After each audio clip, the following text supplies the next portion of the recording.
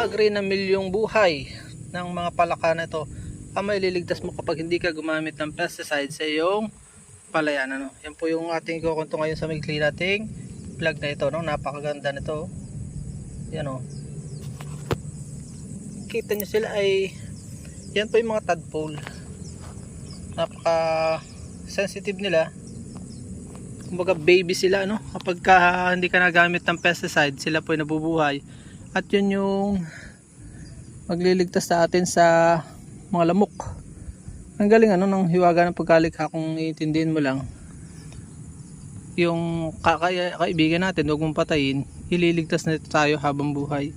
Nung tao naging sakim, i-spray ng palayan para daw malaki ang ani, pero ang totoo, pinapatay mo ang sarili mo. Kasi kakain ka ng lason, higsi ang buhay mo, yung mga kakampi mo, pinapatay mo. Yan o, nakakaawa mga inosente.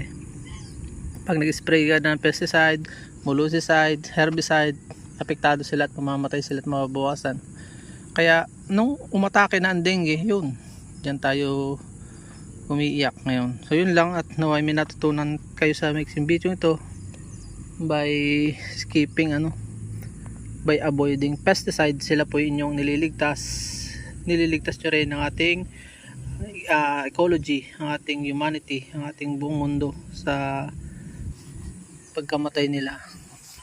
Pag natin patay natin kakampi, tayo po itatagal sa mundong ibabaw. Paalam and God bless. Pag hinihintay mo kayo na pagpala sa video ito, i-share mo na para marami po ang mga Pilipino na matuto at sama-sama po tayong umasenso. Paalam and God bless.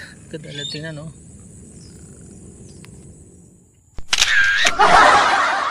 At dyan po nagtatapos ang munti natin vlog. Kung kayo pinapagpala at mahilig kayo sa ganitong klase mga upload, please consider subscribing and hitting the bell icon so that you'll get notification sa mga upcoming namin videos. Ano po? Magkita-kits po tayo sa susunod natin mga vlog. Paalam and God bless. Bye bye po muna.